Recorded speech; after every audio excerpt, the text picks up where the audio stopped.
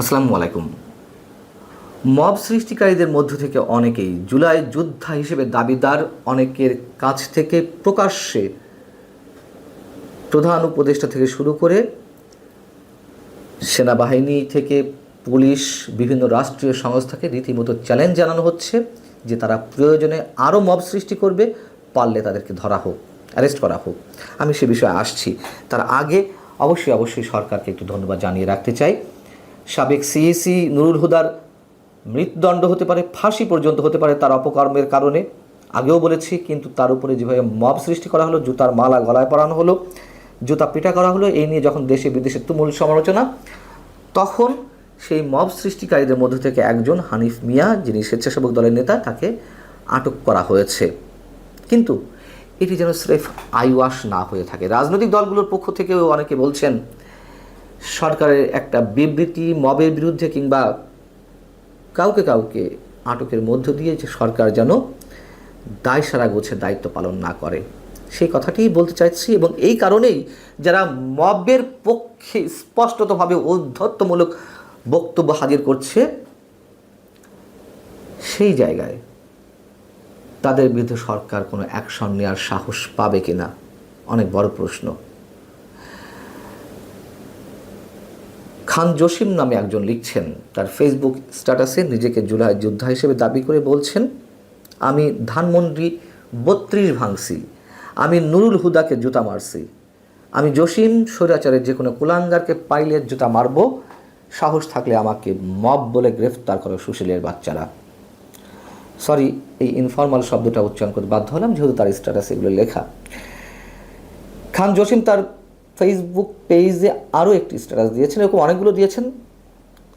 তার মধ্যে আরও একটি হচ্ছে, যদি বলে মব তাহলে সবচেয়ে বড় মব ধানমন্ডি 32 ভাঙচুর, এর পরের মব হাসনাতের নেতৃত্বে শাহবাগে।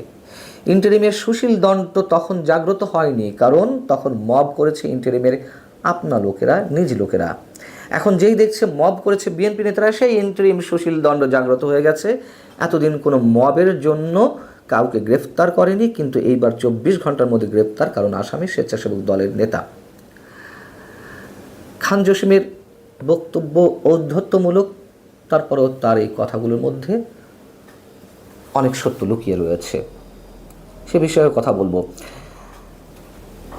জুলাই আন্দোলনকারীদের মধ্যে আরও একটি স্ট্যাটাস দিয়েছেন গোলাম মোস্তফা শিমুল, একজন চিত্র পরিচালক, অসংখ্য নাটকের নির্মাতা, অনেকেই চেনবেন তাকে।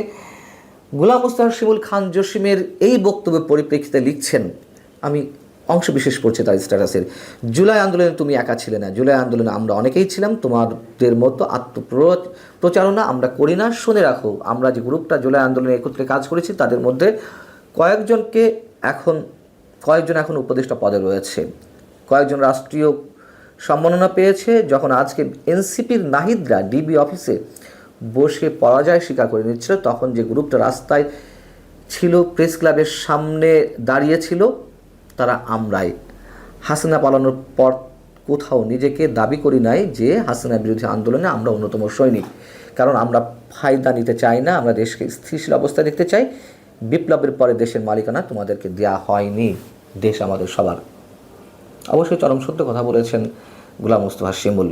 যারা চরমভাবে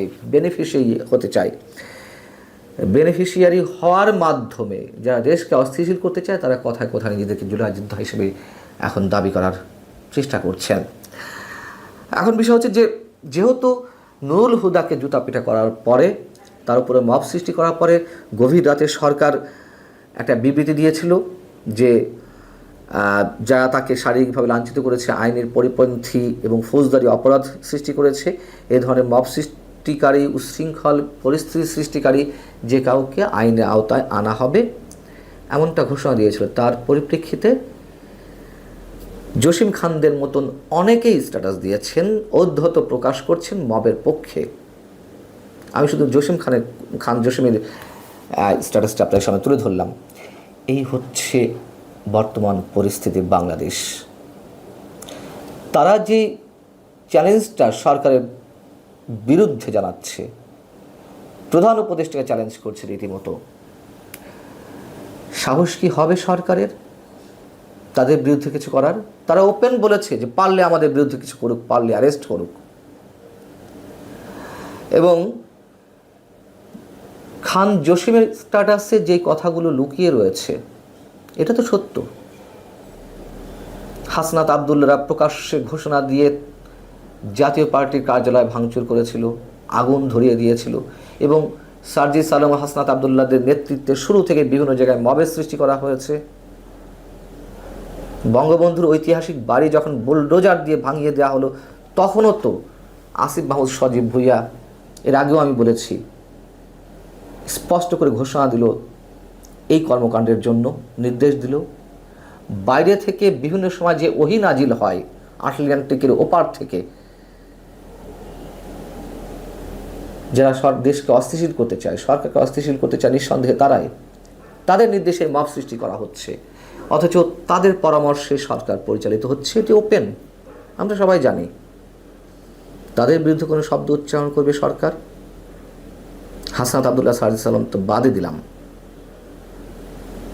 এবং খান জসিমদের মতন মানুষদের বিরুদ্ধেও কিছু করার সাহস পাবে? অনেক বড় প্রশ্ন। আরও একটি মজার বিষয় হচ্ছে, নুরুল হুদাকে জুতা পিটা করার পর অথবা তার গলায় জুতার মালা ঝুলিয়ে যেভাবে মব সৃষ্টি করা হলো, সেটি নিয়ে যে তুমুল সমালোচনা চারিদিক থেকে করা হলো, এটির পরিপ্রেক্ষিতে বিএনপির একটি অংশ আবার এই প্রচারণা চালানো শুরু করেছে যে আওয়ামী লীগের সময়ও কাদের উপরে মবের সৃষ্টি করা হয়েছিল।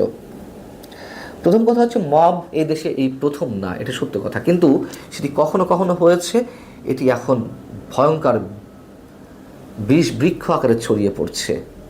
মানুষ আতঙ্কিত, ঘর থেকে বের হতে গেলে কোন অজুহাতে, কোন উছিলায় তাদের উপরে এই ধরনের আক্রমণ চালানো হয়। এখনকার মব জায়েজ করার কি আছে?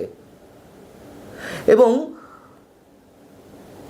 এইগুলো যখন তুলে আনা হবে তাহলে তো 54 বছরের ইতিহাস একটার পর একটা আসবে এবং এইগুলো জায়েজ হয়ে যাবে।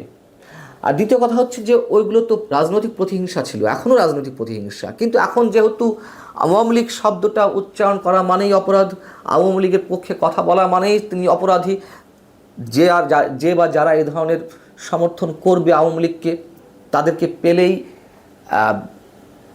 প্রকাশ্যে একেবারে দিবালোকে রাস্তায় উলঙ্গ করা হবে, মারপিট করা হবে, রক্তাক্ত করা হবে, জুতাপিটা করা হবে। এইগুলো তো ছিল না, এইগুলো ছিল না। অবশ্যই আওয়ামী লীগের নেতাকর্মীরা বিএনপির নেতাকর্মীদের উপর চড়াও হয়েছে, রক্তাক্ত করেছে, অনেক কিছু হয়েছে। আবার বিএনপির সময় বিএনপিও তো করেছে, ধরে নিলাম যে আওয়ামী লীগ করেছে, কিন্তু এখন কেন এই অপচেষ্টাগুলো, এগুলো আবার নতুন করে নিয়ে আসার, এই তুলনাগুলো তুলে ধরার? ভালো থাকুন সবাই, আল্লাহ হাফিজ।